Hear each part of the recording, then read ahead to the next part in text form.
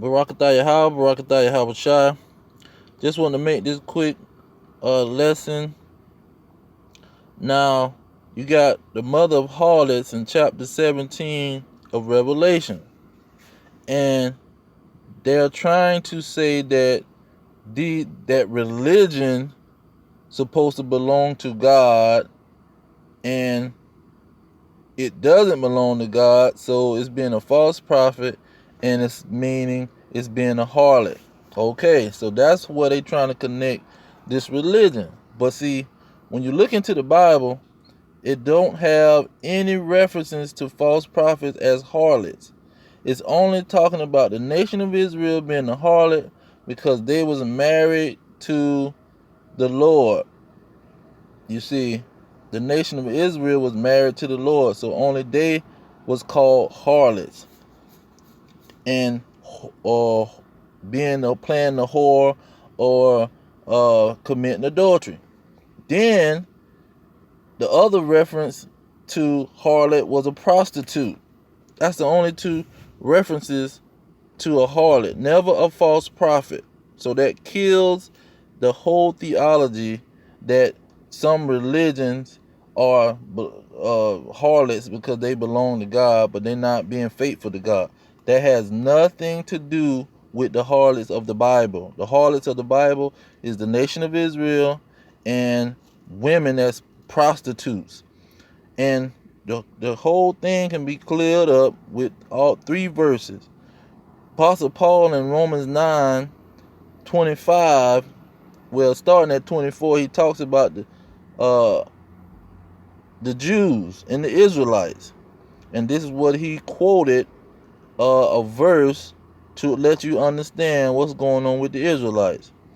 In verse 24 of Romans 9, he said, even us, whom he has called, not of the Jews only, or the Israelites, or the Jews only. That means the Judah, Benjamin, and Levi that was in Jerusalem at the time.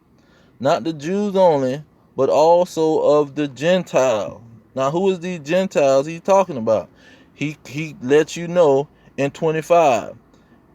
In 26, he say, and as he says unto Hosea, I will call them my people, which were not my people, and her beloved, which were not my beloved.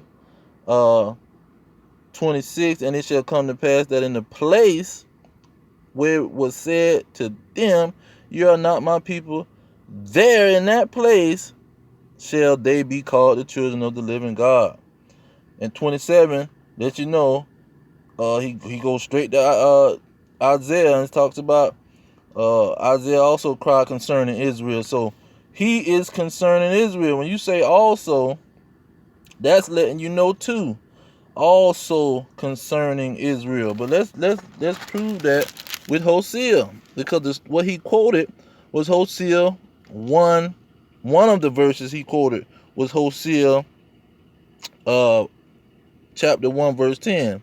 And it says, yet the number of the children of Israel shall be as the sand of the sea, which cannot be measured nor numbered. And it shall come to pass that in that place where it was said unto them, the children of Israel, you are not my people, there shall be in unto them, there in that place, it shall be unto them, you said unto them, there in that place, it shall be said unto them, you are the sons of the living God. In verse 11, it says, then the children of Judah and the children of Israel be gathered together. Now, that's what this is talking about. That's what it's talking about. And when you go to Hosea chapter 2, it really gives you the main operation. What he was talking about. He reiterated his statement. Chapter 2, verse 20.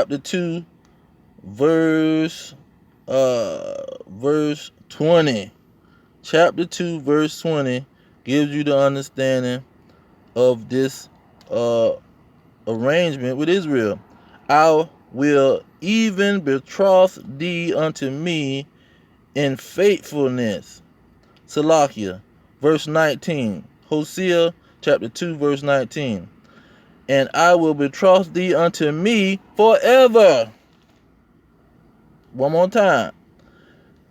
And I will betroth thee unto me forever. That's talking about forever. He will marry or be married to the children of Israel. Jumping down to verse 23, same quote.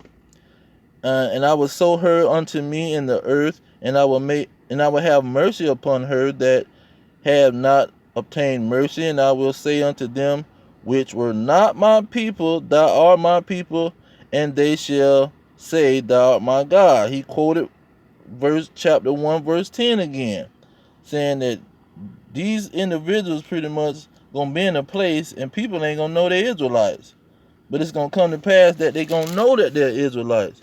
So all of this is coming to realization when you get to Revelations 21, and in one verse it clears up the whole thing.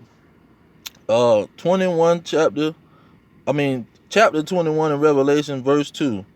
And I, John, saw the holy city, New Jerusalem, the Israelites, you see, coming down from God out of heaven, prepared as a bride adorned for her husband.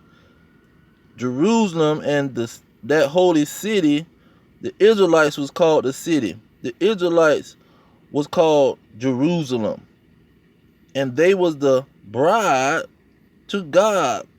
They the only bride to God. They the only entity in the Bible that can be called a harlot outside of a woman. Not some religion. Religion has nothing to do with this Bible. Nothing to do with this Bible. You can't find nothing here talking about a religion. The Israelites was called Christians. The Israelites was called prophets. Everything was about the Israelites. And so this mother of harlots is all about the United States of America. And they started hoarding with the feminist movement, wearing pants, walking around butt naked on beaches, sleeping with men, one night stands. All of that is America, the mother of harlots, whores, prostitutes, nightclubs, people calling them on Backpage, picking them up on the corner at nighttime. They got the whole stroll, the bad part of the neighborhood with the prostitutes walking around, pimps and all this kind of stuff in America. They got pimp award shows and all this kind of stuff. That's America. And America started that with its nightclubs and the drugs. That all started here in Babylon the Great, the mother of harlots. Children walking around naked, old people walking around naked with underwears on, showing all their bodily functions, body parts, when a woman supposed to wear a dress down to the ankle. You see? She's wearing the attire of a harlot. That's in Proverbs. The women in America walking around with the attire of a harlot all day long like it's normal. Other countries, Muslim countries, they cover their whole body, the head, the face, the legs, everything. But you come to America, children, old women, young women walking around with the attire of a harlot. And it started here in America. But I'm going to leave it there. America is the mother of harlots. And this America is also called Babylon the Great, the two-horned beast in Revelation 13, and the daughter of Babylon. You see? And so this is the place where when you go to Revelation 22, Revelation 18:13 talks about that slavery is legal in this place, or it's a slave trade going on in this place. You see, they never let the slaves free. We still working on their jobs, which is modern day plantation, and this is the same Babylon. Babylon the Great, the place of our captivity. But I believe it there. All praise to Yahweh, Ba'ashem Yahweh Shah, Ba'ashem Kakadash, double honor to the elders, pushing the truth saying that the blacks, Hispanics, and Native Americans here in Babylon the Great are the children of Israel. Peace of the elect worldwide. The kingdom is at hand. Shalom.